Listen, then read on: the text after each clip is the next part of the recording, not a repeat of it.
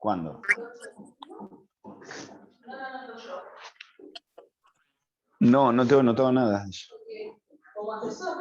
Sí, pero no la tengo anotada. Sí, anotala, no hay problema. Uy, estoy con problema con el micrófono hoy, ¿eh?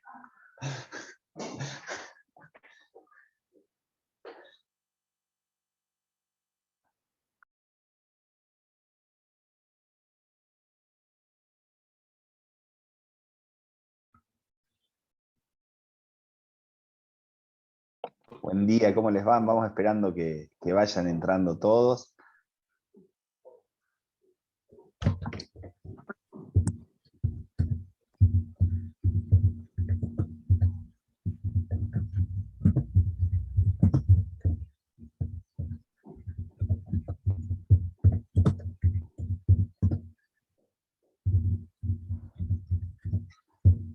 Preparen las cámaras, la mayoría, para poder participar.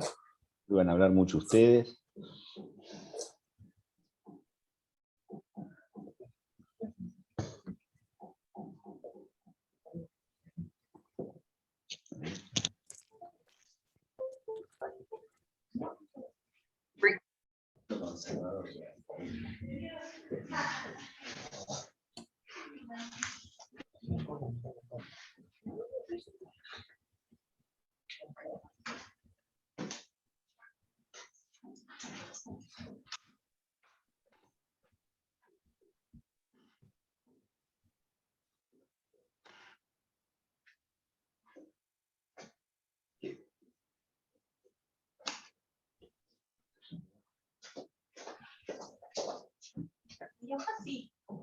Hay hojas, sí.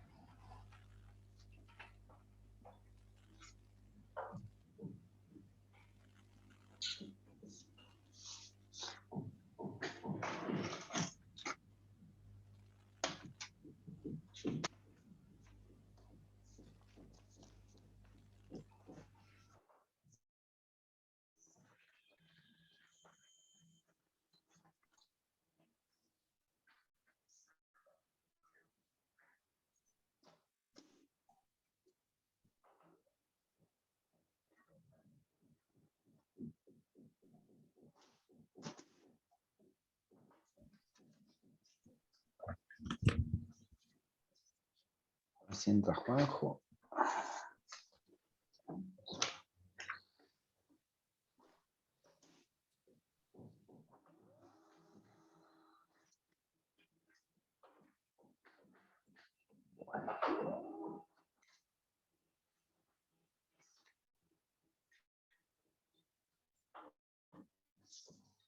Bueno, vamos a arrancar, chicos.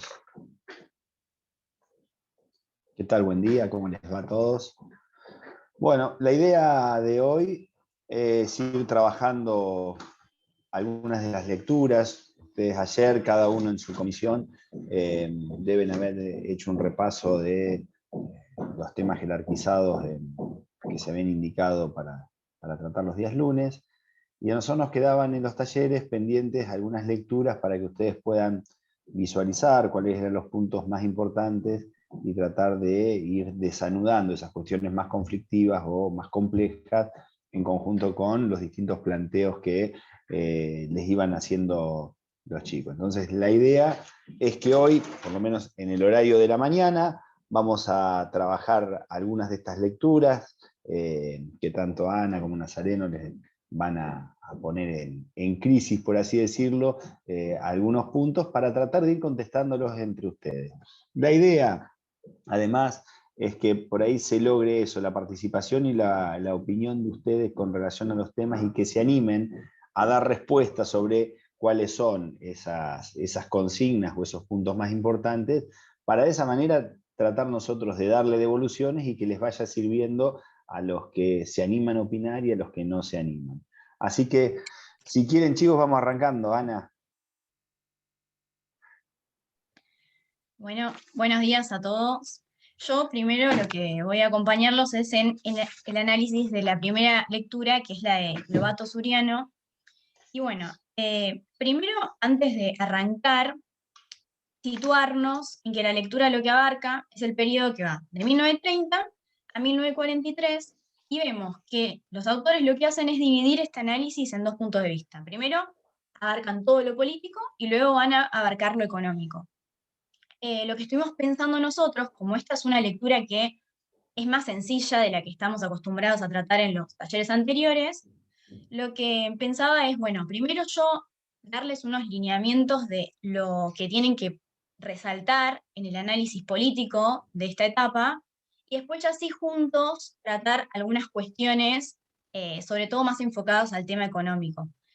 Así que bueno, primero lo que tenemos que situarnos es que los autores arrancan el análisis desde el momento en que Uriburu llega al poder a través de este golpe que es cívico-militar. Entonces vemos, y lo que quiero que ustedes resalten, es esta aparición del nuevo actor político, que es el ejército, porque es importante que luego vamos a ver cómo su participación se va incrementando en los diferentes procesos que vayamos analizando después.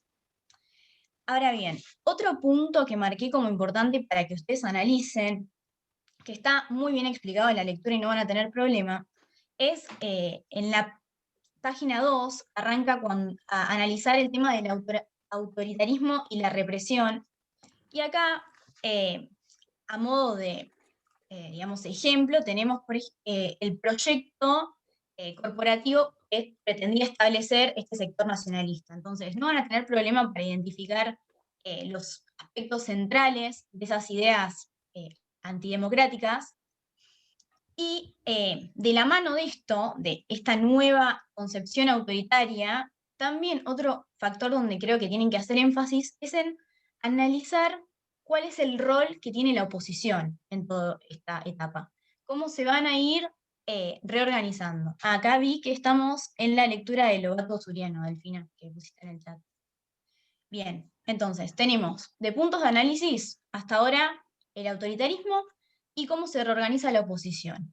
Acá van a encontrar el rol del radicalismo, cómo se estructuran los partidos a través de la concordancia, y después ya sí, en la lectura, a partir de la página 4, pasamos a lo que es la presidencia de Justo, y acá vamos a ir analizando también tres cuestiones importantes que la autora recalca, los autores, perdón, y que un consejo que seguro les sirva es que, a diferencia de otros textos donde comentábamos los talleres anteriores, donde era a veces difícil encontrar cuáles eran los aspectos centrales de la lectura, si ustedes prestan atención, acá se nos da una pista porque utilizan este recurso de las negritas para los temas que son fundamentales.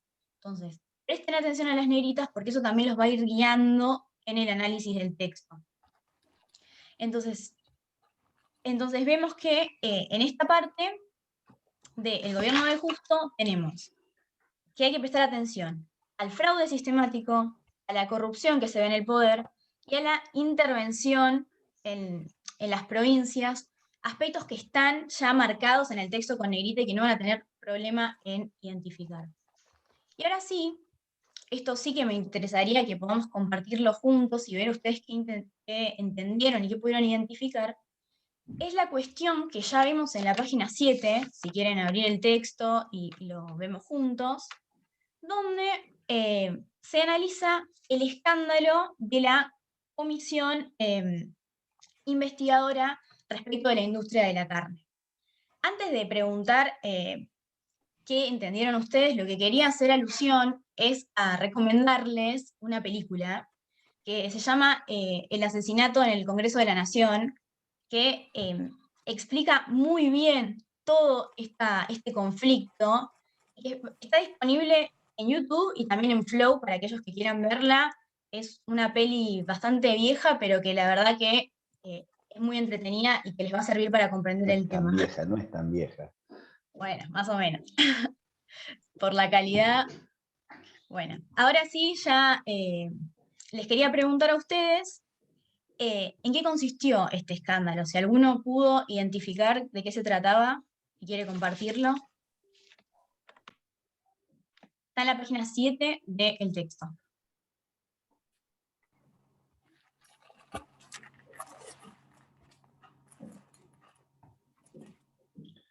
Ahí fíjense, chicos, a ver quién.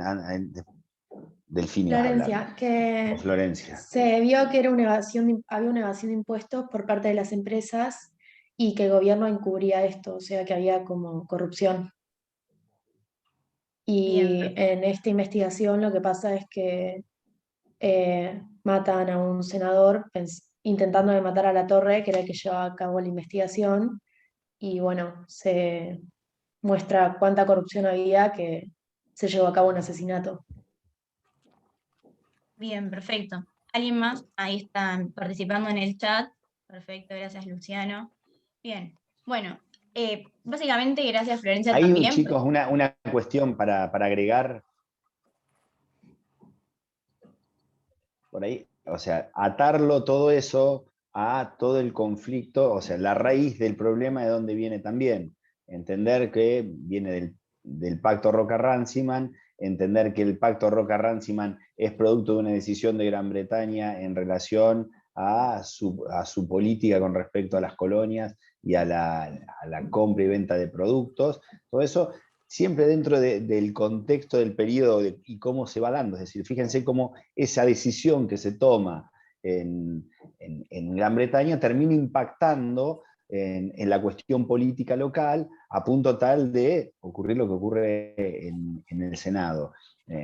Y todo esto contextualizado en algo que la lectura al principio marcaba y que se nos marcó Ana clarito y que no es un tema menor para que ustedes lo tengan en cuenta, todo esto del corporativismo.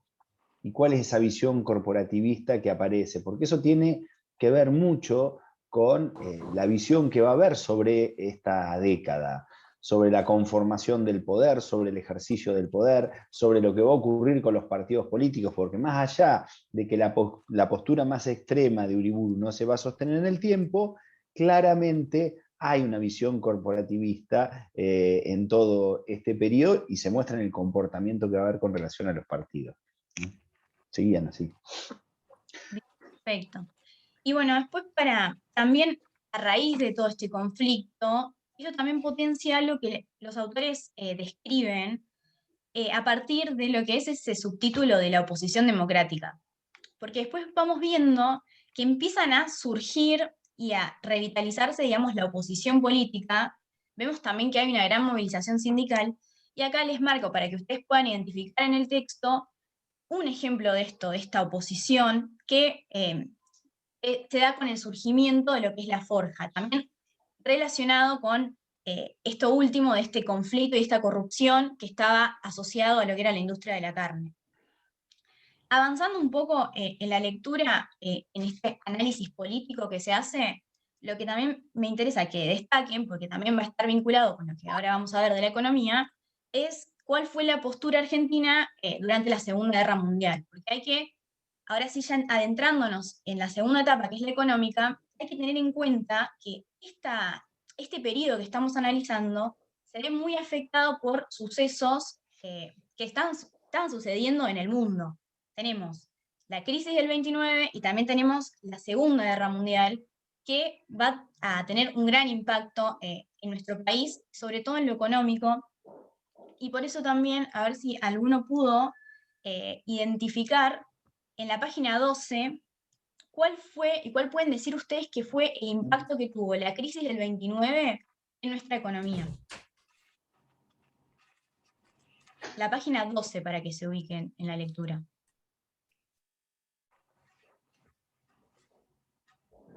Perdón, ¿cuál es la pregunta? Porque justo se me cortó. ¿Y cuál sería el impacto que tuvo Paula. para nuestra economía la crisis del 29? Cambio de modelo económico al principio, ¿no? Perdón, que Bien, no aparece, viste, como antes levantábamos la mano, ahora habla cualquiera, ¿viste? Entonces se complica un poco. no, pero está bien, ¿querés seguir profundizando un Sí, poco sí.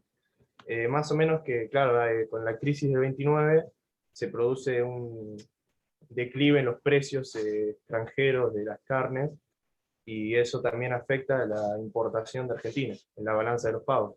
Entonces, para poder como efectuar esa salida dentro de todo, que no afecte tanto al comercio y a la economía, se habla del modelo este de sustitución de importación.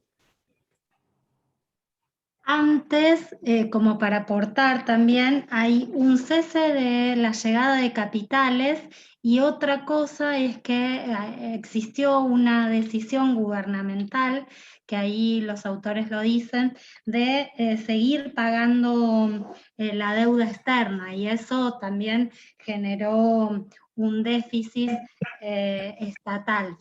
Y después, bueno, los autores intentan lo que contaba Santiago, bueno, un cambio de modelo. Bien, perfecto. ¿Alguien más quiere aportar algo sobre este tema? O si no, ya También lo que pasamos. dice el texto es que toman algunas medidas que propuso Keynes sobre la intervención del Estado, pero solo a nivel económico y no social. Perfecto. ¿Alguien más estaba hablando? Quería que pusieron dos voces ahí. No, yo quería decir más o menos lo mismo, como que a partir de los efectos de la crisis se toma como un cambio de medidas y también el Estado como que toma un rol distinto, y ahí es cuando se incorporan medidas keynesianas más en lo económico. Perfecto. ¿Alguno pudo identificar algunos ejemplos como para ilustrarnos de estas medidas keynesianas que se toman?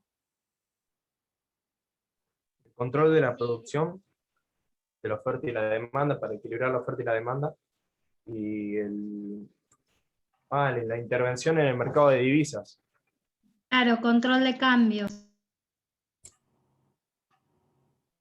Bien, perfecto. Y también quería agregar una cosita para que no quede sin mencionar, que está muy bien expresada en el texto las diferentes clasificaciones de estas medidas que se toman, porque vemos que hay medidas financieras, que acá está lo del control de cambio, que ustedes me estuvieron explicando recién. Después también tenemos ciertas medidas que son fiscales, donde acá se crean ciertos impuestos, se crea la Dirección General Impositiva, y después algo importante también es que aparece estas regulaciones económicas a través de lo que son las juntas reguladoras para controlar lo que es la exportación y el abastecimiento interno. Eso es importante también para tenerlo presente para futuros procesos que después vamos a ir analizando. Bueno, un poco de lo que era el pacto Roca-Runciman, que era lo que seguía en el análisis de la lectura, ya Francisco lo mencionó, pero lo último de esta lectura que me parece que hay que hacer especial foco por su importancia y vinculado con lo que ustedes ponían de resalto sobre este modelo de sustitución de importaciones, es analizar cuál fue la consecuencia que tuvo esta crisis del 29 en la industria. Ustedes un poco ya estuvieron analizando y contestaron también en base a este aspecto, pero lo que quería recomendarles también, en base a lo que vengo diciendo todos los martes, pero que aprovechen también estos recursos que nos da el texto, sobre todo en materia de analizar este crecimiento industrial, porque vemos que se nos muestran gráficos donde son muy claros cómo aumenta esta producción. Y además, también un detalle importante, que lo vemos reflejado con el mapa que hay de la pavimentación, es esa cuestión que resaltan los autores de que hay una disparidad en crecimiento industrial entre las provincias. Y vamos a ver que el mayor crecimiento industrial se da solamente en Capital, Buenos Aires, Córdoba y Santa Fe, que justo son las que vemos en ese mapa que tienen la red pavimentada más extensa. Bueno, estos puntos que fuimos analizando creo que son los más importantes de la lectura. No es una lectura que sea muy compleja, pero bueno, cualquier cosa pueden consultarme. Yo acá ahora le voy a ceder la palabra a Nazareno. Y bueno, primero muchas gracias por participar todos estos talleres que estuvimos teniendo los martes. Y bueno, de mi parte les deseo el mayor de los éxitos en los parciales. Estoy seguro que a todos les va a ir re bien. Y bueno, de vuelta, muchísimas gracias por participar y por, bueno, dejarme aportarles un granito de arena. Y ya le paso la palabra a Nazareno para analizar la segunda lectura. Antes de por ahí que arranque Nazareno con la lectura de Catarusa, parece que es interesante que ustedes vean todo lo que les marcaba Ana sobre este periodo, porque ahí deja muchas puntas que van a explicar el proceso posterior, y que no son puntas menores, es decir, nosotros en la lectura vemos que más allá y por eso es importante a veces analizar este tipo de lecturas. Primero porque se sale de una lógica en la cual se analiza o la década infame, o la restauración conservadora, más allá de los títulos, sino yendo evidentemente a la situación real de lo que pasó y a los números y a las estadísticas y al contexto social y político que se da. ¿Y por qué les digo esto? Porque el proceso de industrialización, ese que les marcó Ana, el proceso de la conformación o cómo funcionaba la oposición en ese periodo, y el hecho de las migraciones internas que se van a generar, van a ser la base insustituible del periodo siguiente. Es decir, no se puede entender todo lo que va a pasar después sin estas cuestiones que son claves. Primero, el ejército como actor principal, pero no como actor en materia de seguridad, de cuidado de fronteras, sino como actor político de este periodo. En segundo lugar, la cuestión económica y esa derivación por un proceso de industrialización a partir de la sustitución de importaciones que se genera y que da lugar a un cambio poblacional en nuestro país, a un crecimiento de la migración interna, es decir, después de haber tenido nosotros olas de inmigración externa, vamos a un proceso de migración interna en busca de trabajo, qué sectores, por ejemplo, de la oposición y del sindicalismo no logran captar de lo que es vigente, y eso va a empezar a explicar todo ese proceso al que vamos. Por eso, todas las cuestiones que le fue marcando Ana son centrales. Esta es una década, más de una década, pero donde nosotros, desde que arrancamos con la acordada, vamos a ver que hay cuestiones muy fuertes que marcan todo el devenir de la historia. no solo en términos de legislaciones, cambios jurídicos y demás, sino como procesos políticos. Se generan nuevos procesos políticos y se genera todo un contexto para un nuevo accionar político, que me parece que es interesante.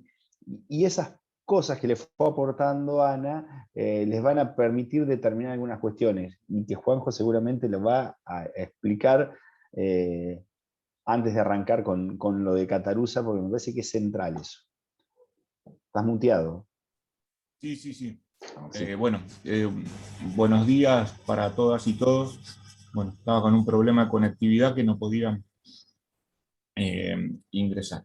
Pero bueno, en función de lo que decía Ana, cuando nosotros decimos los procesos y cómo están estructurados los ejes, justamente esto explica esos procesos, procesos que son de mediana y de mediana duración, porque, a ver, voy a poner un ejemplo. Yo no me voy a dormir agroexportador y me despierto por industrialización de sustitución de importaciones.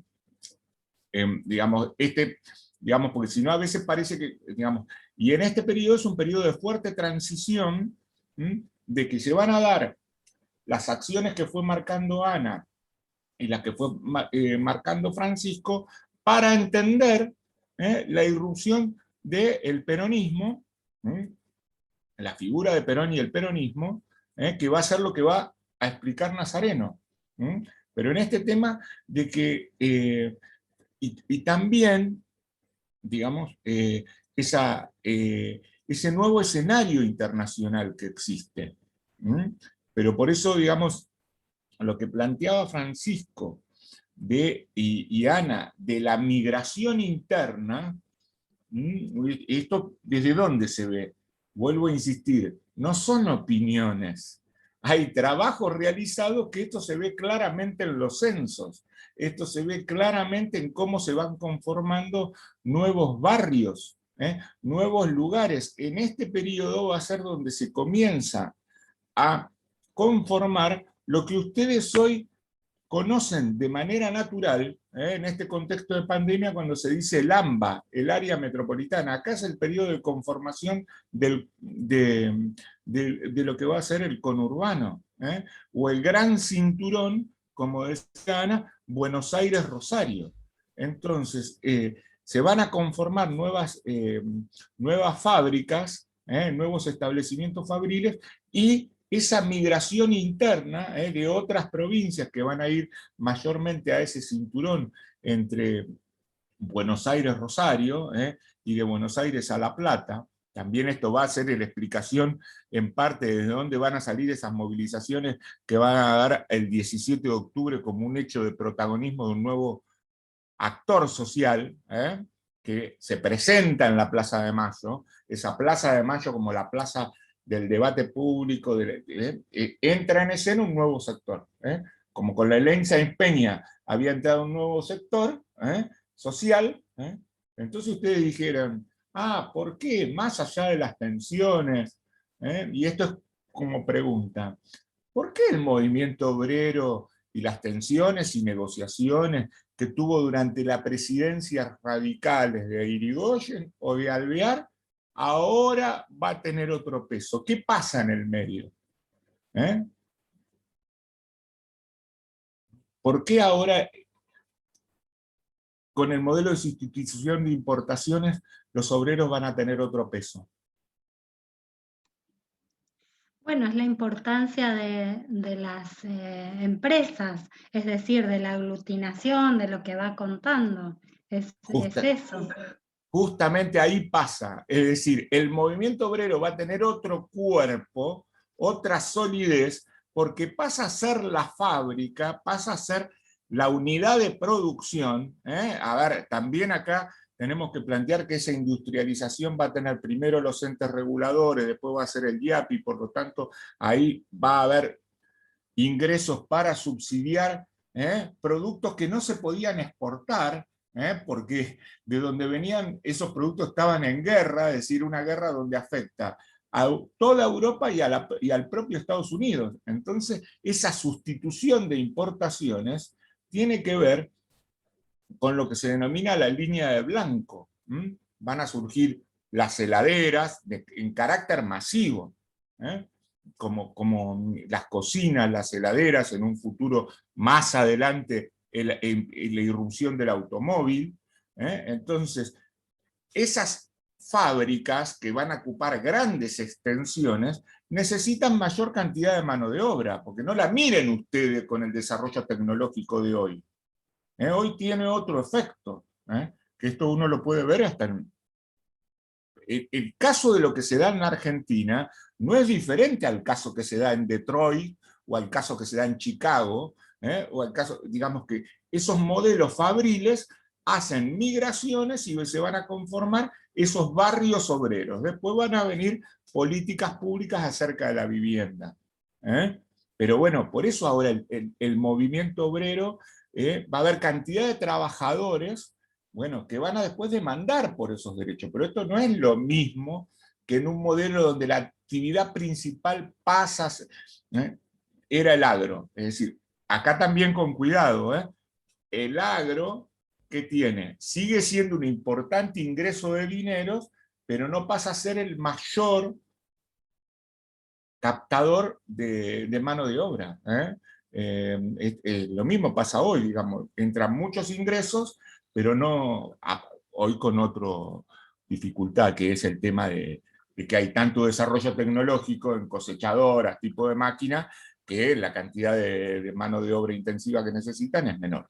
Pero bueno, estos ejemplos a nosotros nos dan de cómo va a estar una nueva masa social disponible, va a decir alguien, y va a venir alguien a representarla. A representarla, a sentirse interpelado. Entonces, cuando llega ese nuevo sector social, que van a cruzar el riachuelo, que van a ir a pedir por la libertad de Perón, el fenómeno del 17 de octubre del 45 y cómo el propio régimen va a hacer ese llamado a elecciones. Así que bueno, hoy tenemos también el encuentro por la tarde, así que bueno, hoy nos está acompañando también Nazareno junto con Mili, Octavio y Ana, son ayudantes estudiantes por concurso, y él estaba afectado a claramente acompañar a los estudiantes del Plan 88, así que bueno, adelante Nazareno y gracias por colaborar con nosotros hoy. No, por favor, gracias a usted. Bueno, buenos días a todas y todos. Vamos a pasar a analizar el texto de Alejandro Cataruza, que aborda el periodo de 1946 a 1955, lo que sería el primer peronismo. El texto es muy lineal, está bueno, es fácil de leer porque va llevando desde el 46 con la asunción de Perón y Quijano a la presidencia, hasta el 55 va llevando punto por punto y por fecha todos los acontecimientos, pero bueno, lo importante del texto va a ser que por partes podamos identificar cuáles son los rasgos más importantes. El texto comienza hablando desde el 46 y cómo es el afianzamiento del peronismo como partido de masas y como partido electo en un gobierno, y cuáles fueron los mecanismos también para avanzar sobre eso y con qué apoyo se conformó, ¿no? Hay que tener en cuenta tres cosas. Primero, el apoyo popular y el apoyo electoral que tenía, desde esa elección del 46, donde contaba con más del 60% de parlamentarios peronistas, la reducción de una oposición muy minoritaria, la cual no tenía ningún tipo de chance de poder conformar una oposición real y fuerte en contra del proyecto peronista, la importancia de las masas y la importancia de Evita, ¿no? en esta cuestión, lo que significaba Evita para las masas y cómo Perón desde su rol de conductor delegaba ese liderazgo en Evita, que también es la base quizás más fuerte e importante del peronismo, ¿no? Como partido de masas. Y más que nada el apoyo inicial de las Fuerzas Armadas a la Iglesia. O sea, el texto empieza desde el 46 para poder comprender cómo es el afianzamiento del peronismo y su primer gobierno, uno tiene que tener los antecedentes que tiene y cuál es la aparición de Perón en la historia argentina, ¿no? Tenemos que tener en cuenta la creación del GO, el golpe del 43, son cosas importantes para entender cuáles son los apoyos de Perón en el primer gobierno, y es lo que trata la primer parte del texto. ¿Está claro eso? ¿Hay alguna consulta? ¿Saben más o menos todo?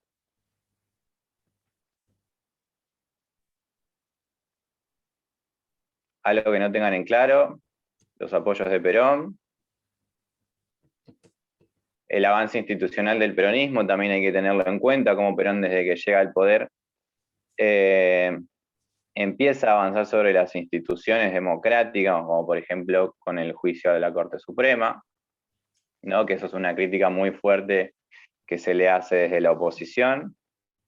Hay un pequeño texto de Balbín en el texto de Cataruza, que es muy ejemplificativo de la cuestión. Si lo quieren leer, les va a servir mucho para entender, que también lean todos los apartados que tiene el texto. Después de cómo explica cómo llega Perón al poder y cómo se afianza, empieza por las medidas económicas.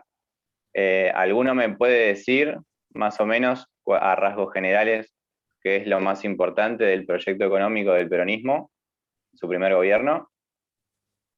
Y el rol activo y las políticas sociales.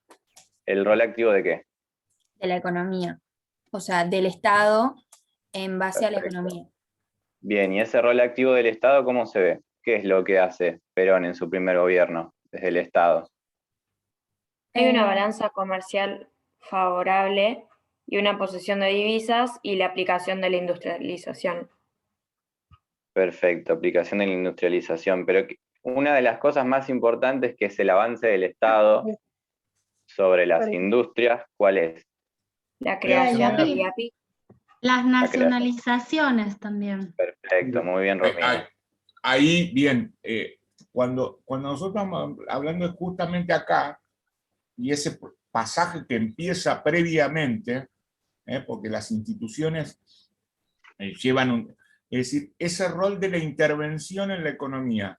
Lo que Ana había planteado con las juntas reguladoras y con el Banco Central, ahora se amplifica. Es decir, yo puedo tener una ventaja en la balanza comercial, pero si el rol de ese Estado es intervencionista, y esto va a ir de la mano de cómo se va a expresar luego normativamente los derechos sociales. Es decir, el Estado no solamente va a garantizar derechos civiles y políticos, que acá hay una tensión, digamos, porque yo no me puedo llevar puesta a la oposición en un modelo democrático, en otro modelo me lo puedo llevar puesta.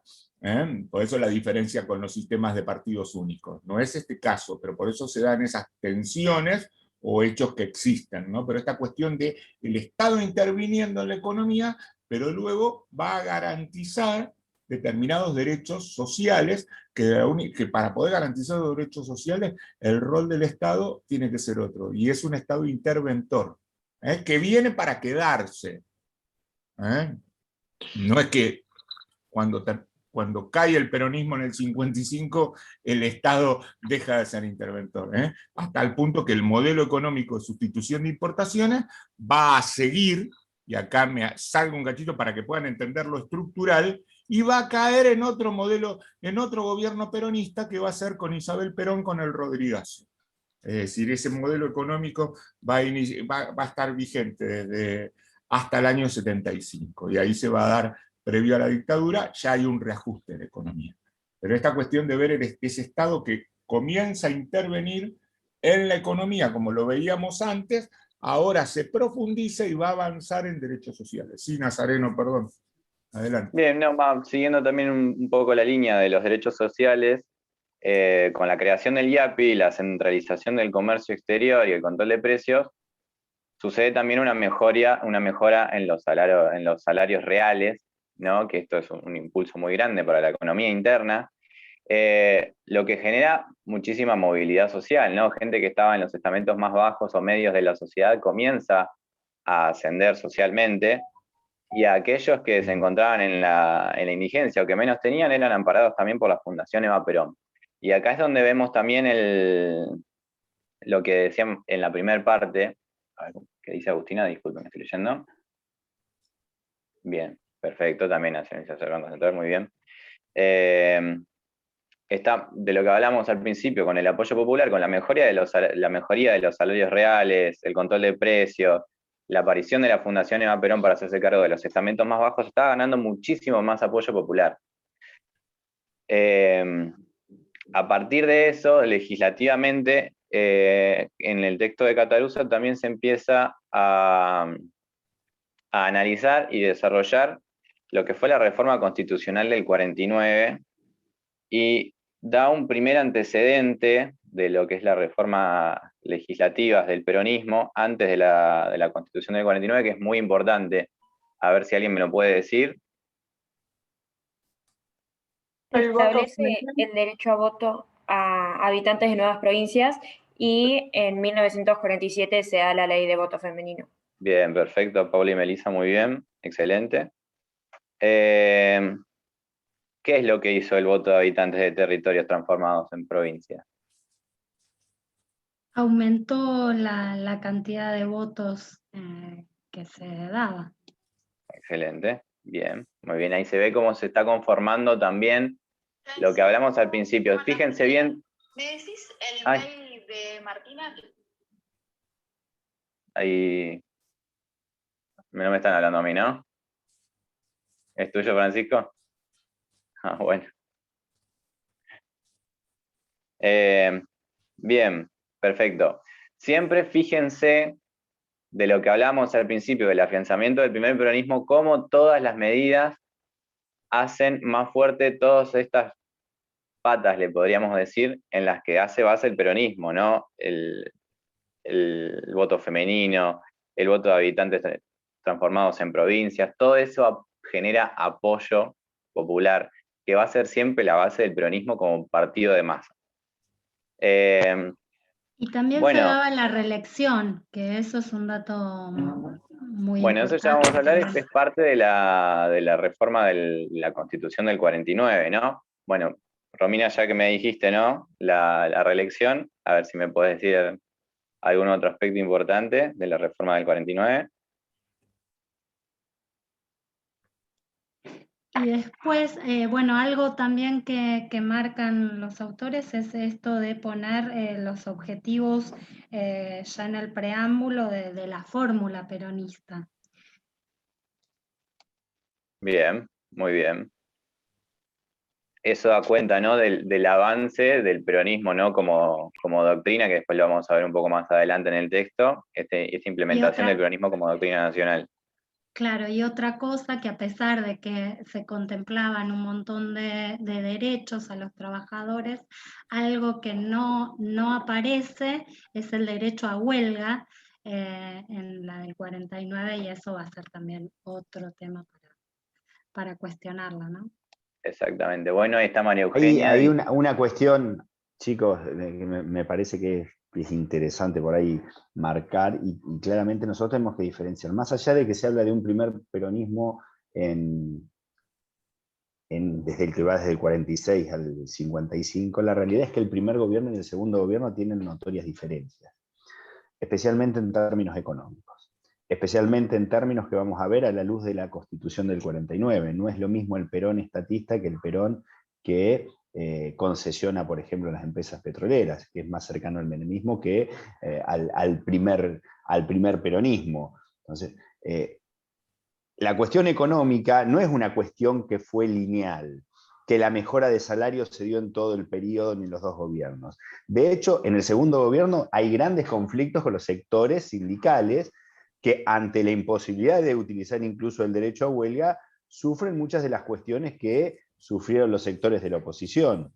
Pero hay que diferenciar, me parece, entre el primer y segundo gobierno, porque no solo pasa por la aparición o desaparición de Evita, que me parece que ahí es central ver cuál era el acuerdo o el funcionamiento de Perón y el ejército. Porque nosotros lo hablábamos, no se explica la situación de la no vicepresidencia de Eva sin entender la relación de Perón con el ejército. Esto es muy difícil de no analizar, pero una cuestión es el primer periodo, donde se da esa cuestión de la aparición del IAPI, donde hay mejoras notorias salariales. El tema de si lo que hay es mejoras sociales que contienen a distintos sectores y que se los introducen en algunas cuestiones mínimas. Lo que no hay tampoco un cambio de estructuras sociales como se ha dado en otros periodos, es decir, no hay, como decían hace niveles de indigencia, no hay, lo que tampoco encontramos que todos esos sectores tengan acceso a cuestiones a las que, por ejemplo, otras clases sociales tenían acceso. Es decir, hay un entramado político muy interesante para analizar ahí cómo se dan en relación a todas esas medidas. Pero me parece que hay que diferenciar en términos económicos y en sociales, como así también con la relación con los actores, el primer y segundo gobierno. Porque definitivamente no es lo mismo. Es imposible, por ejemplo, uno cómo explica los contratos con la Standard Oil a la luz del primer peronismo o a la luz de la Constitución del 49. Entonces, esa cuestión, yo creo que en el segundo gobierno nosotros empezamos a ver la aparición de ese Perón con tintes más militaristas o con otro tinte de conformación, que por ahí la lectura también marca esas cuestiones. Es decir, más allá del gobierno de masa y la estructura de ese gobierno de masas, de cómo se manejaba a partir de la legitimación a través de los actos públicos, a través de la incorporación y de los distintos sectores a través del voto, vamos a encontrar ahí que hay diferencias. Y especialmente cuando veamos algo de lo de la Constitución del 49, vamos a ver cómo esa reforma lleva o busca legitimar muchas de las cuestiones del primer periodo, enmarcada en un contexto mundial. Es decir, el constitucionalismo social es algo que apareció y se vino dando a partir del 17 cada vez con mayor fuerza, con una gran influencia de la Iglesia. Los que les marcaba Nazareno con relación a ese contrato o esa sociedad que Perón en el gobierno militar traza con la Iglesia, que lo lleva a establecer la educación religiosa en forma obligatoria en todo el sistema público, y cuáles son las causas por las que en ese segundo gobierno se rompe esa relación con el ejército y después se rompe esa situación con el ejército. Entonces, por eso, me parece que tenemos que diferenciar entre el primero y el segundo, porque yo siempre digo, no hay causas, no hay golpe justificado que encuentre causas justificadas para su desarrollo, pero cambie el mapa político, no solo a nivel nacional, sino a nivel internacional. También hay toda una serie de cambios que me parece que el peronismo no logra procesar en el segundo mandato, y que la economía o el manejo de la economía tampoco logra procesarlo. Por ahí para identificar los puntos críticos que tiene el periodo, ¿no? Perdón, y también después es como que la relación con la Iglesia también se disuelve cuando aparece el tema del divorcio y eso, ¿verdad? Bueno, ahí hay otro actor clave en este sentido, siguiendo con la línea de lo que aportaba Francisco, de ver no solo este primer peronismo, diferenciado del segundo, que pasa, el primer mandato y segundo mandato, ¿no? Que tiene que ver también con los propios planes quinquenales, es decir, la idea del plan quinquenal es un plan donde el Estado centraliza, un Estado planifica, perdón, más que centralizar, planifica objetivos, y bueno, pero bueno, ¿qué sucede? En el segundo periodo hay menos recursos, entonces uno puede hacer acciones cuando vos tenés recursos. Cuando hay menos cantidad de recursos, vamos a ver acá cómo en el último periodo se comienzan a fomentar privatizaciones o iniciativas privadas, algo que no aparecía en el primer periodo. Y en esa relación gobierno-oposición se instala una nueva lógica que nosotros como formadores de abogados o de operadores jurídicos, que es lo que a mí más me gusta decir hoy en la perspectiva de los enfoques teóricos, es decir, y ponen una falsa dicotomía. Es decir, que uno no puede entrar en esa falsa dicotomía. Como la falsa dicotomía de la grieta hoy, libertades públicas versus justicia social. No, tiene que ser libertades públicas y justicia social. ¿Se entiende lo que digo? Porque si yo en nombre de la justicia social detengo los diputados de la oposición, me estoy llevando puesto el sistema. Salvo aquellos que quieran tener una mirada por fuera de los sistemas democráticos. Pero este es un detalle que no es menor. Y con respecto al lugar de la oposición, que a veces, digamos, el tiempo y que uno quiere decir, no era una oposición que no sacaba votos. En la primera elección gana en 4 provincias, y segunda una elección donde, bueno, no sacaba menos del 40% en la provincia de Buenos Aires, con un 39-40%, un porcentaje que si hoy uno le dice al partido gobernante o al partido de la oposición, ganan una elección. Es decir, lo que pasa es que se van a conformar 2 coaliciones, claramente, ¿no? En la coalición liderada por el peronismo, la coalición de la oposición, con las contradicciones que tiene, ¿no?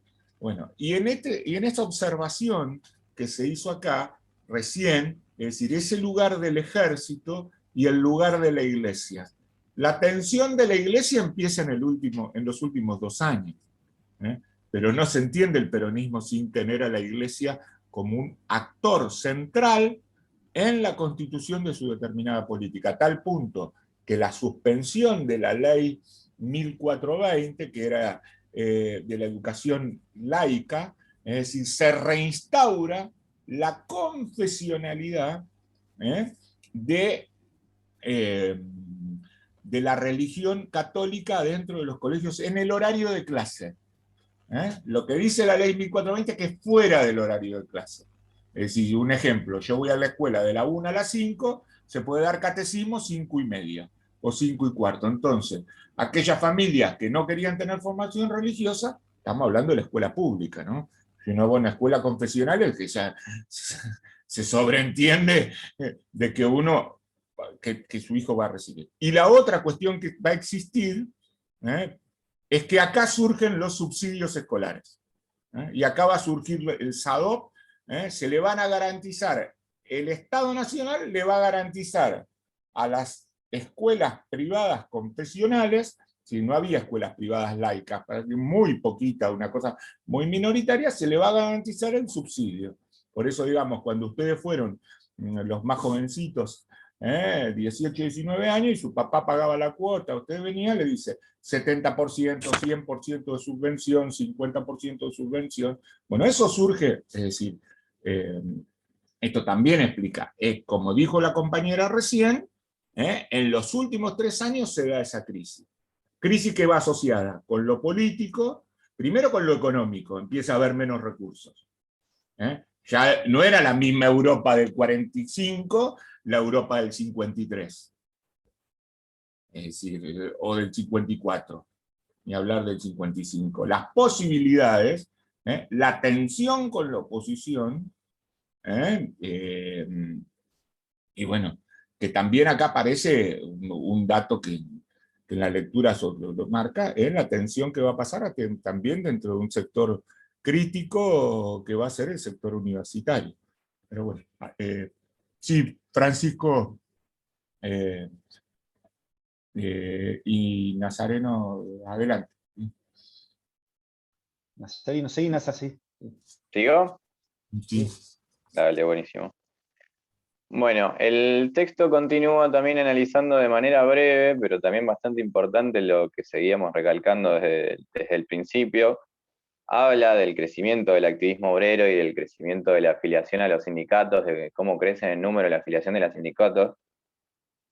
y el resto de movilizaciones donde el peronismo simbólicamente comienza a mostrar un dominio de lo popular de la calle, ¿no? En las movilizaciones que se ven para el 1 de mayo y para el 17 de octubre, que comienza a ser llamado Día de la Lealtad Peronista, ¿no? Ahí vemos de nuevo el afianzamiento del peronismo con las masas populares. Después, en el cambio de etapa, ya llegando a la segunda presidencia de Perón, es donde comenzamos a ver todos los conflictos que después van a desembocar en los episodios del 55, ¿no? Hay una crisis económica por sequías, hay una falta de divisas, la inflación es muy alta, lo que lleva a que Perón tenga que tomar medidas económicas quizás un poco distintas a las de su primer gobierno, ¿no? Y después de una etapa de industrialización y demás, se comienza a impulsar nuevamente el agro.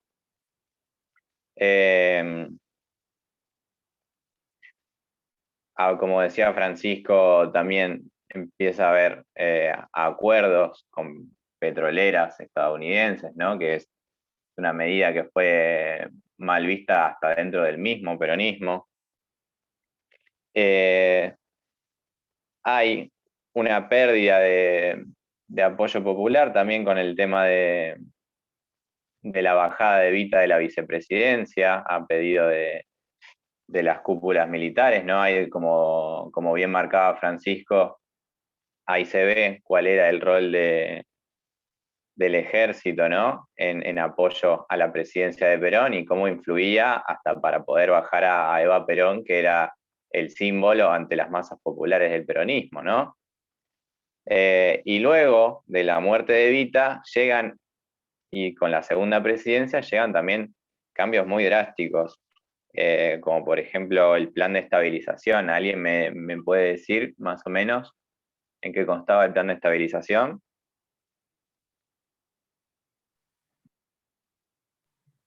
Creo que era el tema de congelar los precios, el salario y, a ver, era como para frenar la inflación que estaba suscitándose. Entonces se frenan los salarios y existe como un problema entre los empresarios y los sindicatos, algo así, creo. Bien, o estoy mal. Perfecto, María Cruz, muy bien. Bueno, los acuerdos con petroleras, ya recién lo había nombrado, pero lo más importante, que es lo que empieza también a generar más tensión, es que en este contexto de crisis económicas hay un avance mayoritario también del peronismo sobre las instituciones estatales, ¿no? Y la implementación del peronismo como doctrina nacional, ¿no? Que lo desarrolla el texto, donde se hacían cursos de doctrina peronista para empleados públicos, ¿no? Que no era algo bien visto, porque aparenta una medida muy antidemocrática, ¿no? Ante la pluralidad. Bien. Con todo esto también viene aparejado también la creación de Unión de Estudiantes Secundarios, la CGE, la ley de radiodifusión, que casi no le quitaba la participación a la oposición en la radio, ¿no? Y ya son medidas que avanzan mucho sobre las instituciones y sobre la oposición y no da lugar a una contienda democrática legítima, ¿no? Luego de 2 años hay una acción sindical y una recomposición salarial. Y ya llegando al final del texto es donde se ve el conflicto con la Iglesia, que es lo que termina de finalizar al gobierno de Perón. Y tiene algunos puntos salientes, ¿no? Como que el conflicto con la Iglesia se le sumó y se le sumaron fuerzas que eran prácticamente, ¿no? Muy alejadas del pensamiento de la Iglesia, pero bueno, era tal lo que generaba el peronismo, ¿no? Que se hizo como un frente que poco tenía que ver con las ideas eclesiásticas, ¿no? ¿Alguien me puede explicar un poco más esto? Sí, que Sí, en realidad el activismo católico se veía acompañado ahora por los militares y por dirigentes de partidos opositores, o sea, no era solo la iglesia, sino que lo acompañaban los militares y toda la oposición contra lo que era el peronismo. Perfecto. A ver, ahí hay unas cuestiones que es importante que queden como aclaradas, ¿no? Es decir, con respecto al sindicalismo, porque hay cosas que vienen, que se quedan y explican algunos de los desafíos que tienen los gobiernos en la actualidad. Es decir, avanzan los derechos, hay niveles de sindicalización, pero en la lógica de la construcción de poder, y ustedes están estudiando para ser abogados, la clave es quién tiene la autorización sindical para funcionar ese sindicato, que el Ministerio de Trabajo o el ex Departamento de Trabajo, ¿quién le da? Entonces, ¿qué pasa? El sindicato que no era peronista, que venía de otras tradiciones, las tradiciones socialistas, las tradiciones comunistas o las tradiciones anarquistas, no tienen autorización y, por lo tanto, es decir, no van a tener la posibilidad de articular convenios ni de recibir recursos, ni por otro lado de participar de lo que son los planes habitacionales. Es decir, acá hay que ver, digamos, cómo es una construcción de este sentido que va a terminar hoy en un modelo sindical argentino que es diferenciador del Uruguay o de Chile, donde hay más de una central sindical. Porque referencian diferentes tensiones.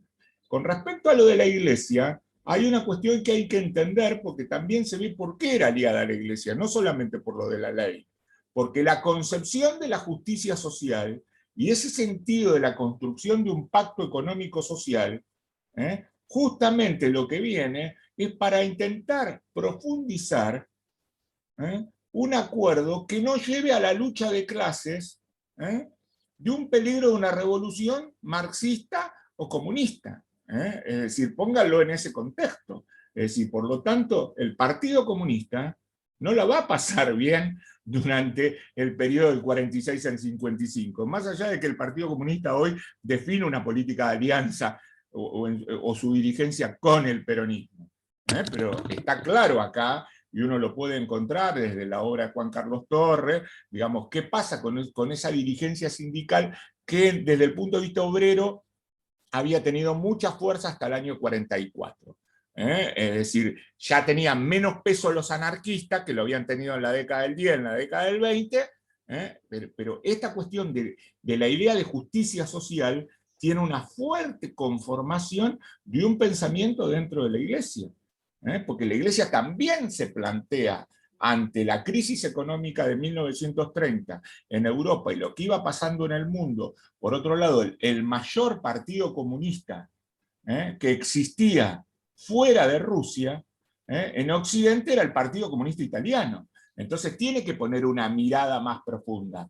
Entonces esa idea de justicia social, de un Estado con un acuerdo, Nazareno recién dijo la CGE. ¿Qué significa la CGE? La Confederación General Económica, un sector del empresariado que justamente va a formar parte de ese triángulo de pacto social, movimiento obrero, Estado, movimiento empresarial, capital y trabajo. Es decir, lo que pasa es que eso entra en tensión cuando no hay recursos, por lo tanto, cuando no hay política para redistribuir, y ahí, bueno, empiezan las tensiones. Es decir, ¿qué pasaba? Ese IAPI que había regulado el comercio exterior ¿cuál era? El comercio exterior de los granos, que era lo que mayormente se exportaba. No le vendíamos nosotros ni cocina, ni heladera, ni autos a Inglaterra o Estados Unidos. Es decir, esos países que estaban en reconstrucción, por lo tanto esos recursos se iban a esa línea de la política de la industrialización. En la cuestión de la crisis económica, vos tenés que tomar medidas, pero digamos, ¿por qué entender hoy que el movimiento obrero en la Argentina mayoritariamente, digamos, no hay otras centrales sindicales, a tal punto que es todo un debate, que bueno, Francisco se lo puede decir, digamos, qué pasa con los permisos, con las permisos legales, con las autorizaciones, si tienen o no personería jurídica, ¿no? Que va a ser todo un debate en un futuro, pero hace también un modelo de construcción política. Es decir, de esa construcción de esa comunidad organizada, donde el Estado, el trabajo y el capital, los empresarios. Por eso se conforma la CGE, la Confederación General Económica. No es que no había empresarios. A ese pacto social, y esta es la diferencia entre el primer gobierno y el segundo gobierno, el rol de Miranda, es decir, vos podés planificar si yo tengo los actores ahí adentro. Porque si no, lo vemos hoy si vos intentás congelar precios. Y sí, a ver, si no, porque también surge en ese momento el mercado negro. Entonces no había el valor acá, digamos, entonces, es clave ese acuerdo. Aparte, ese acuerdo va de la mano de esa mirada, de ese pacto social en un mundo donde estaba desconfigurado. Por ahí, digamos, son puntas que quedan como en la lectura, pero es un actor clave. Como es un actor clave la Iglesia, es un actor clave el Ejército, es un actor clave la Confederación General Económica. Si no, parece que no hay empresarios. Y hay empresarios justamente para que... porque no todo lo puede resolver el Estado. Y esto claramente se ve en esa idea de justicia social, la doctrina social, que llega a niveles en los últimos 3 años de fuerte adoctrinamiento que le llevan a tensiones, entre otros, con el sector docente, porque aparecía la doctrina política en los libros de lectura para niños, entre otras cosas.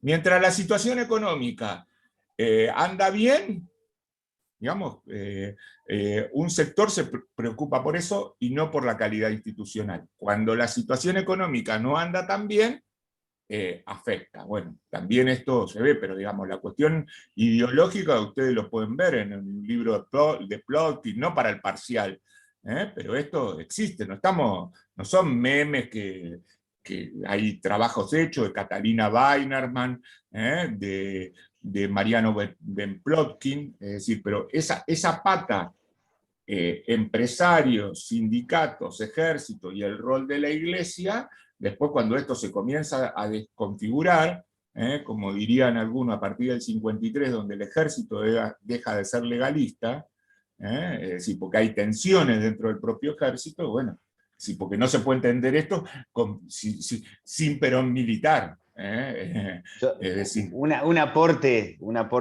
documental a lo que dice Juanjo, porque yo tengo 2 joyitas que me regaló, 3 joyitas que me han regalado viejas docentes. Los libros de historia, los libros de primario eran esto.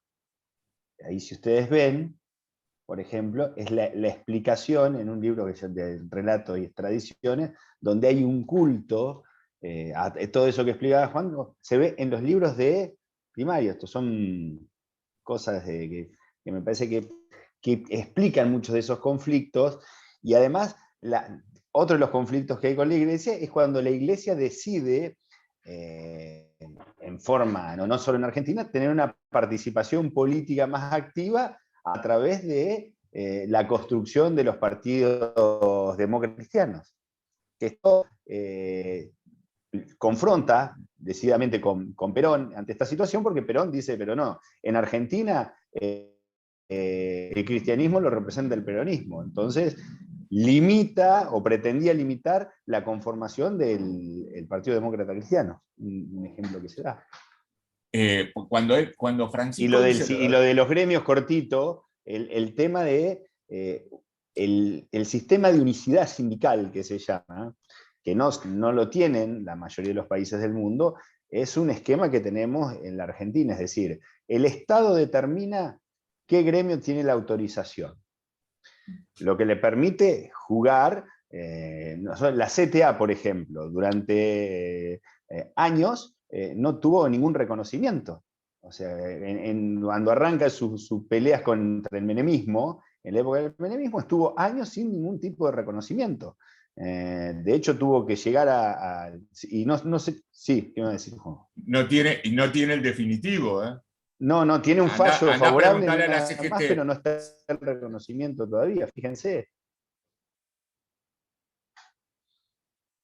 En esto de lo que planteaba... Ese sistema es el que permite controlar, como en algunos casos, la afiliación obligatoria.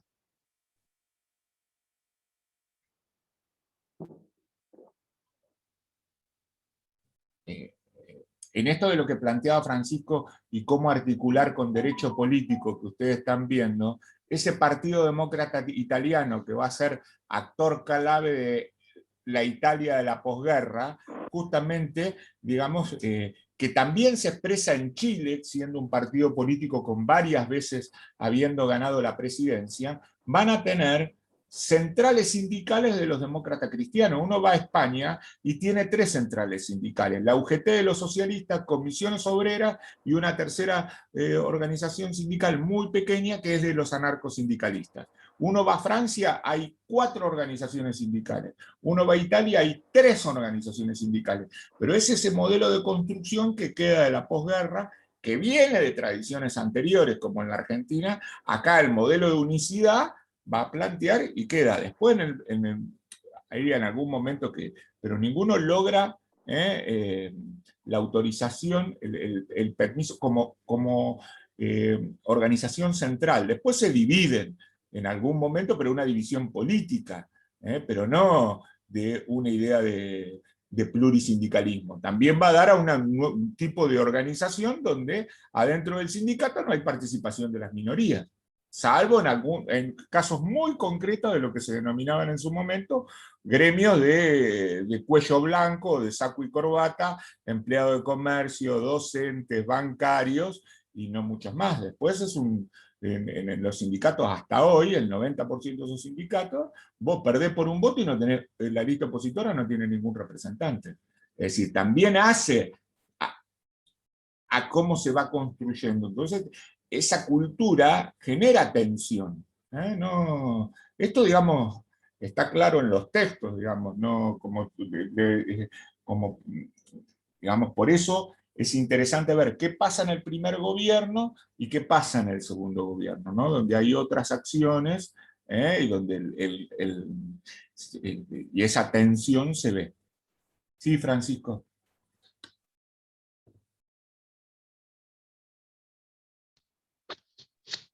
Ahí, Nazareno, que vaya terminando. Sí.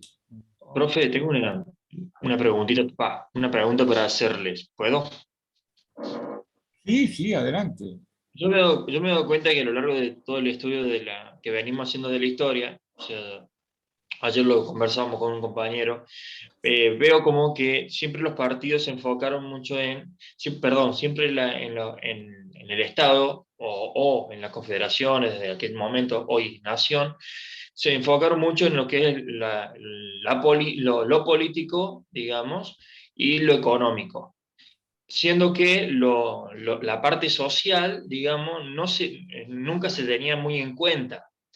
Pero ¿cuándo se tiene en cuenta? A partir de cuando empiezan las crisis en el país. Ahí es donde recurren a las masas de la sociedad para que reciban el apoyo que ellos están necesitando, porque si no su partido se le debilita. Y es lo que pude descubrir de Perón. Perón en el primer mandato, él estaba fuerte económicamente y políticamente, y cuando vio que empezaron las crisis, la sequía y todas estas cosas, en un segundo mandato tuvo que recurrir a hacer, digamos, otra maniobra dentro de este partido para poder consolidar su fuerza. Entonces yo me he dado cuenta, eso, corríjame si estoy mal, pero a lo largo de las presidencias me he dado cuenta que pasaba en eso. No voy a tocar temas anteriores, pero me doy cuenta que en otras anteriores exactamente pasaba lo mismo. Lo social estaba como muy en segundo plano, hasta que necesitaban de lo social para poder levantarse nuevamente. No sé. Sí, como vos decís, Cristian, hay acciones que se van a dar, digamos, claramente en la política educativa de Perón, en el primer gobierno esto se ve claramente que hay una fuerte expansión de los servicios educativos al área rural. Es decir, esto se ve, ¿no? Claramente. Por otro lado, esta cuestión de cómo...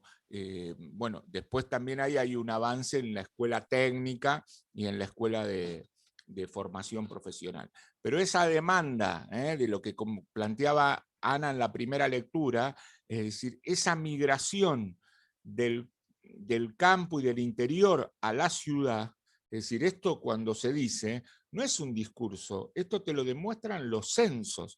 Es decir, vos vas a ver cómo se van a conformar este nuevo conurbano, este nuevo aglomerado que va a llevar desde Buenos Aires a Rosario, y bueno, que le va a dar también, y que viene para quedarse en la Argentina. Entonces, también le da una característica que tiene hoy, que es muy compleja para definir políticas sociales o políticas públicas.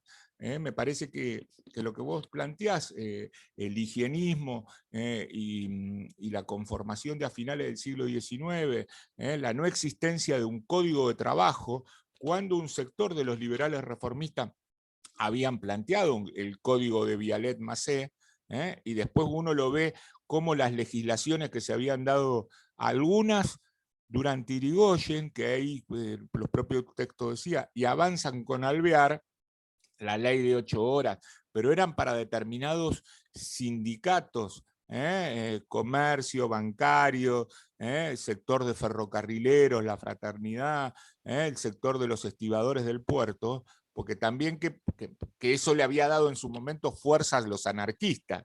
¿Por qué? Porque una huelga de los estibadores hace que no se carguen los barcos.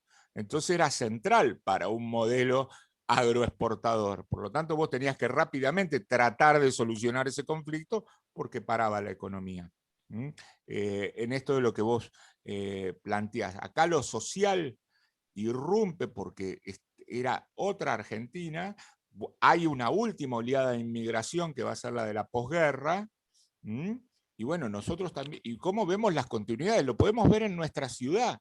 Es decir, cómo esta ciudad se transforma, que empieza con la gobernación de los conservadores de Fresco, con un primer hotel sindical, y luego en la conformación del turismo social, la expresión es Chapamalán, las colonias de Chapamalán, y cómo Mar del Plata pasa a ser un lugar de objeto de deseo. ¿Que se va a profundizar con quién?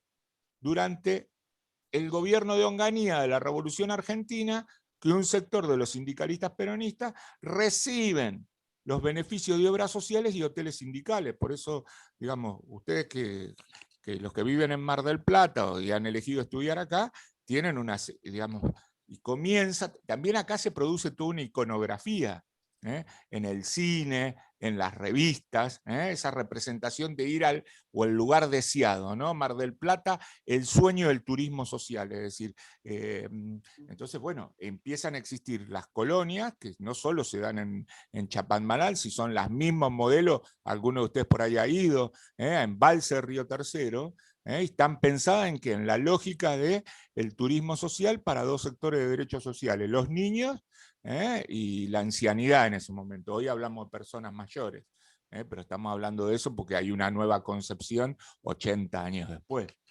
Pero bueno, y eso se queda en esa línea de lo que vos planteabas en este sentido. Sí, Nazareno, adelante. No, para terminar con el texto, el conflicto con la Iglesia, como bien señalaba Francisco, la creación de un partido demócrata cristiano influyó mucho en una oposición en contra de Perón. La introducción de la razón de mi vida en la escuela, las clases desatendidas de religión, que después se agravó por la ley de divorcio y por la quita de subsidios a la educación católica.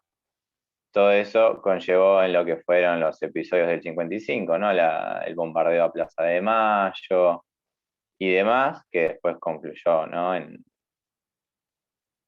en la Revolución Libertadora y la caída de Perón. Y ahí está, o sea, ahí tenemos todo el texto cubierto.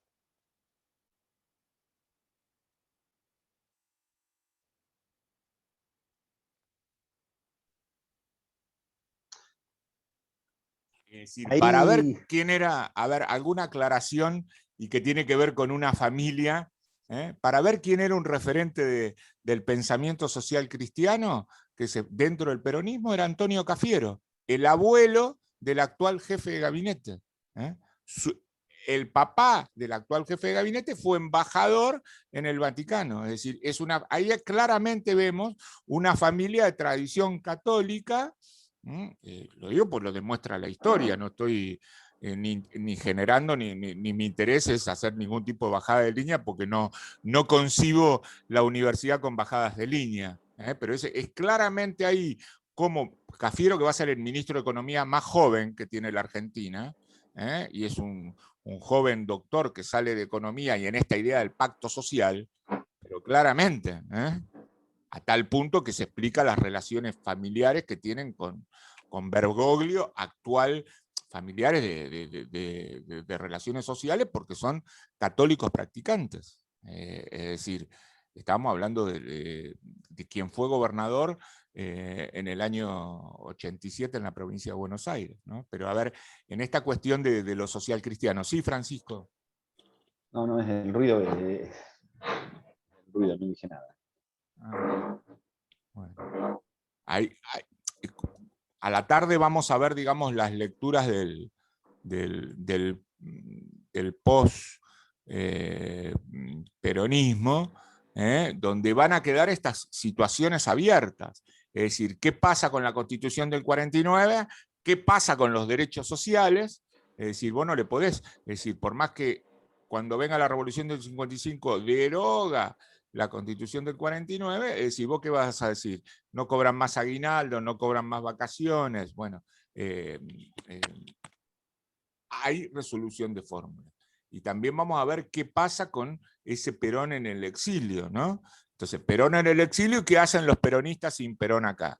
Y bueno, hay diferentes acciones al respecto, hasta va a haber elecciones, algunas con proscripción, en este caso, y otras con autorizaciones para partidos panperonistas en las provincias. Es decir, ahí va a surgir en un futuro un partido que tiene un fuerte peso en la política provincial, como va a ser el MPN, el Partido Popular Neuquino, el Movimiento Popular Neuquino, que es gobierno hasta hoy, digamos, ¿no? En ese momento impulsado por los Zapac.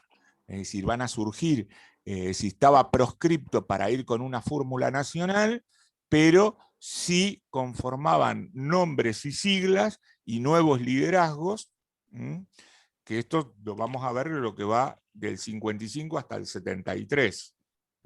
En el medio hay dos golpes con formatos diferentes de Estado, ¿no? Pero bueno, ahí también vemos, cuando Francisco la semana pasada les daba, cómo en el golpe del 30 el protagonismo del ejército viene para quedarse.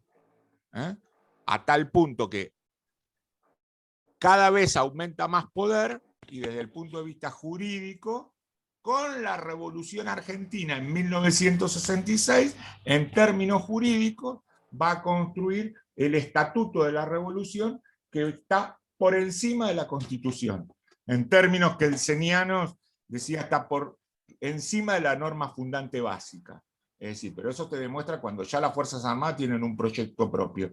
Dicen, lo que pasó en el 55 no lo pudimos regular, lo que pasó, vamos por esta línea, que es la del 66.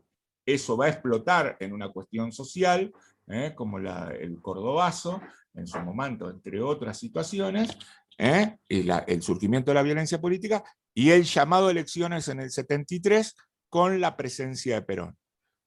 Gana Perón, con su mujer Isabel Martínez de Perón de vicepresidente, y bueno, ya viene Perón muy enfermo, fuerte tensión, y fallece. Ese ejército sigue condicionando, y ahí se da la crisis del 75, de lo que yo digo Rodríguez, y se da el golpe en el 76. Y ese ejército había aumentado su protagonismo. ¿Cuándo comienza a caer el protagonismo? Por la guerra de Malvinas. Esa es la diferencia entre los militares de la Argentina y los militares chilenos, entre los militares argentinos y los militares brasileños. Es decir, uno tiene que mirar en el contexto de la región. Entonces, había que juzgar a los militares en el año 84, cuando vos tenías militares todavía en Uruguay, Stroessner, Pinochet con poder. Es decir, estas cuestiones a nosotros nos van dando mapas. el ejército a partir de ahí pierde el peso específico. Por eso rápidamente después, en avanzada la democracia, se puede derogar el servicio militar obligatorio, porque ya no tenía ni... que hace pero hay en otros países donde hasta más avanzados, donde siguió existiendo, no bajo la concepción del siglo XIX o principio del XX, pero ese actor ejército, que vamos a avanzar a la tarde, viene para quedarse. Bueno, ahí, Nazareno, si tenés para agregar algo más. Francisco. No, creo que no. No, por ahí ver si cuando estamos justo con el horario, si ha quedado alguna duda con esto, para por ahí tratar de verlo, porque estamos, en cualquier momento nos cortan, como ayer, con el tiempo pasado. No sé si hay alguien que quiera hacer alguna consulta, duda, pregunta.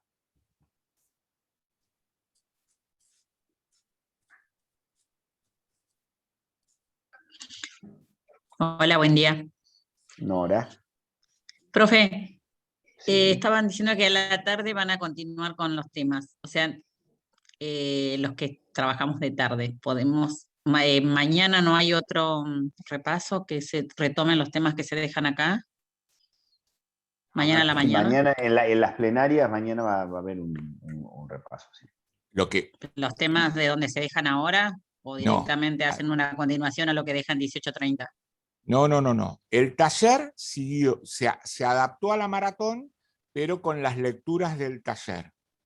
A la tarde vamos a ver las lecturas que están quedando, algunas de las lecturas que están pendientes. Perdón. Y mañana en la maratón de las plenarias, las dudas que vos puedas tener, va a estar Alfonsina y el equipo docente. Igual el taller de la tarde se va a grabar y también lo van a poder ustedes ver después. No sé si Nora ¿Lo vemos en el campus? Sí, lo suben, no en el campus, sino como lo enlaza, como las clases plenarias. En las clases de YouTube, está bien. Perfecto, muchas gracias. No, por favor. Igual si tenés alguna duda, seguramente por ahí ahora todavía, como no hay mucha clase en este horario, más complicado va a ser en el Zoom de las 6 de la tarde, que en ese, cuando lleguemos al horario nos van a cortar porque hay clases a las 20 o 19:45. Sí, no, yo ese horario trabajo, así que por eso quería ver si se podía. Bueno, pero si quedan grabados, después búsquenla en YouTube. Sí. Muchas gracias. Bueno, entonces, ¿nosotros qué vimos hoy? Vimos del 30 al 43, con la lectura de Ana, que era la lectura de Suriano Lobato, que eso lo vieron en las clases plenarias con Alfonsina, y la segunda parte, ¿qué vieron? La lectura de Alejandro Cataruza como la planteó Nazareno. Ahí nosotros, ¿qué vimos? Digamos, del 43, el surgimiento del peronismo, 46-55. Primer período, segundo período. En el medio de eso está primer gobierno, segundo gobierno. En el medio de eso está la reforma constitucional.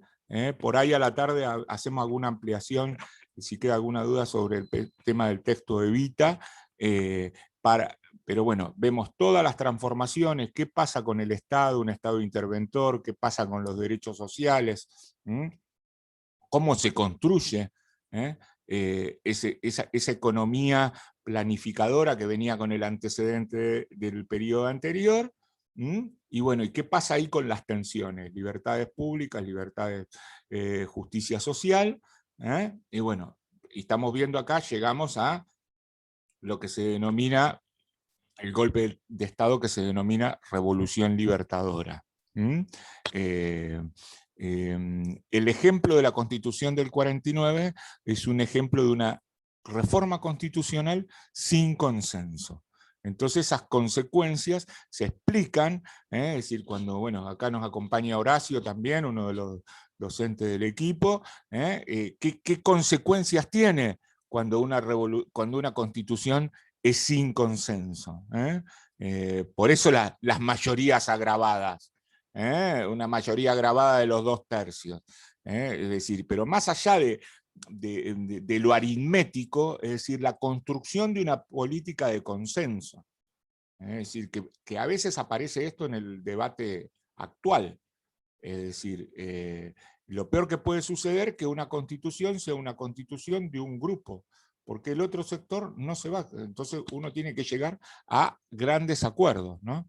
Es decir, los desafíos que va a tener la política, salgo un ejemplo, los desafíos que va a tener la política chilena, porque la Asamblea Constituyente chilena van a sancionar una constitución que después tiene que pasar por un plebiscito obligatorio, va a ser ese. Y puede llegar a pasar que si no llegan a tales consensos, es decir, puede darse la posibilidad, porque por el mecanismo que tienen ellos, que no sea aprobada. Lo pongo como ejemplo, no tiene nada que ver con el examen, pero cómo se sanciona una constitución. Por lo tanto, esa reforma constitucional que se va a dar en el 57 es con el peronismo proscripto y avanza solamente en el 14 bis. Y recién, hasta que llegás hubo otras modificaciones, pero recién hasta el Pacto de Olivos, ¿no? que tiene como empieza también en la Argentina una mirada negativa a los acuerdos. El Pacto Perón-Frondizi como una cosa negativa, el Pacto Perón-Balbín como algo negativo, es decir, donde la oposición reconoce que vuelva el peronismo con un candidato, y el Pacto de Olivos que va a reformar. Esto es lo que vamos a ver a la tarde, es decir, del 55 para acá. Por eso la cuestión de los bloques, qué pasa con el ejército, ya después va a ser las Fuerzas Armadas. Así que bueno, si les parece, claramente, cuando hacen acá una pregunta, y sí, claramente la Constitución del siglo XIX, por eso hay que ubicar las cosas. La Constitución del siglo XIX es una constitución clásica y liberal, como la Constitución francesa, como la Constitución norteamericana. No existían los derechos sociales en el siglo XIX en ninguna democracia o ninguna sociedad del mundo. ¿Por qué? Porque los derechos sociales van a ser producto de los procesos de industrialización, que primero se va a dar en Inglaterra, luego se va a dar en Alemania, luego va a pasar a Francia. Y eso va a avanzar después. Por eso la Constitución del 49 es la primera que expresa los derechos sociales. Claramente, entonces, digamos, cuando uno compara, está muy bien esa pregunta, Pablo, que cuando uno compara, tiene que saber qué es lo que está comparando. Este es un modelo, y claramente el Estado, por eso nosotros decimos el Estado interventor, para garantizar esos derechos sociales, el Estado no puede tener el modelo liberal clásico, porque en el Estado el modelo liberal clásico era neutral, ahora tiene que intervenir para garantizar el derecho a la infancia, el derecho a la previsión social, el derecho... Bueno, ahí hay otro modelo, ¿no? Que el primer antecedente va a ser la República de Weimar, la Constitución de la República de Weimar, los antecedentes de la Constitución de la Revolución Mexicana, y también acá aparece un nuevo fenómeno, que lo habíamos visto en la Reforma. Ese nuevo régimen político que se había cargado ni más ni menos que uno de los principios básicos del sistema capitalista y del derecho, que era la propiedad privada con el régimen de la Revolución Rusa. Entonces, también ahí, bueno, acá estamos teniendo la llegada de los niños también que nos acompañan en el taller. Ha llegado Hipólito. Pero bueno, para ver, está buena esta pregunta, es decir, porque las constituciones del 19 tenían esas características con esas limitaciones de los derechos sociales, para tirar como puntas que nos van dando variables explicativas. Es decir, si uno pregunta por quién cae el peronismo, cae por las Fuerzas Armadas, que hay, y el sector clave también es el ejército, en este sentido que no todo... las Fuerzas Armadas, la Marina no era un sector que rápidamente ascribiese a Perón, hasta cuando se da la tensión en el ejército, a tal punto que, bueno, que va a ser Lonardi quien va a liderar esta situación, y luego Aramburu, ¿no? Y va a tener, es un golpe de Estado que va a tener el acompañamiento por esa fuerte tensión, el acompañamiento de sectores no peronistas. ¿Cómo van a ser sectores radicales, sectores socialistas? Algunos, esta tensión se va a dar. Cuando ese régimen va a profundizar, también parte de estos sectores comienzan a cuestionar esas decisiones. Pero bueno, y se dan, digamos, hay trabajos hechos. Bueno, ustedes tienen a la tarde una lectura de Taroncher. Bueno, hay trabajos hechos. En la caída del peronismo en Mar del Plata es muy traumática, porque llega a haber bombardeos, y especialmente en la zona del puerto. En la zona del puerto y Punta Mogotes, cuando ustedes van para las playas de Punta Mogotes, los tanques de nafta, en ese momento los bombardeos habían llegado hasta ahí, entonces esto generó fuertes incendios, situaciones, y agréguenle un contexto más. De Juan B. Justo para allá, la zona del puerto, con fuerte presencia de la comunidad italiana, genera un pánico tremendo, porque era volver a vivir en algunos casos familias que habían pasado, los adultos, o en el caso de cuando eran niños, la experiencia de un bombardeo, como si hubiese sido la guerra en el lugar de Italia donde ellos vivían. Empieza a haber trabajos de ese tipo, y también hay hechos simbólicos de quemas de determinadas casas y de organizaciones sindicales. Eso se da también, y luego lo que se da es el cambio de nombres. Entonces ustedes la conocen como la Avenida Independencia. Antes de ser Avenida Independencia se llamaba Avenida Eva Perón, para poner un ejemplo de... Pero bueno, sí, fue muy traumática en Mar del Plata. Digamos, Mar del Plata es muy interesante para ver, porque la campaña de Perón del 24 de febrero del 46, que era pleno verano, ¿qué pasa en esa Mar del Plata acá? Les doy un dato que no es para el examen. El Teatro Colón, que está al lado de la municipalidad, fue alquilado todo el verano por los diferentes partidos de la Unión Democrática, y todos los días había actos, con la fuerte presencia que tenía el Partido Socialista en la ciudad de Mar del Plata. Ya en 1918, en pleno auge del irigoyenismo, el Partido Socialista había ganado acá, en una ciudad diferente, ¿no? Pero bueno, ahí como para poner esas líneas de bloques que fuimos viendo, y dejar abierto lo que viene lo de la tarde. Les agradecemos, por otro lado, la participación y las preguntas de ustedes, que bueno, que esto es central. Digamos, nosotros podemos, con todo el equipo, con Ana, con Nazareno, con Octavio, con Mili, pero digamos, el ejercicio de la lectura les permite a ustedes hacer las preguntas como fueron saliendo, y que esto sea cada vez más participativo. Si les parece, pasamos si no hay ninguna pregunta más, pasamos a encontrarnos a la tarde.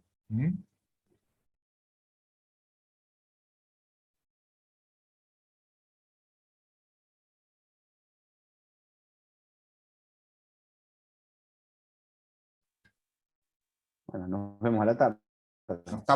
Nos estamos viendo a la tarde. Gracias a todos por acompañarnos.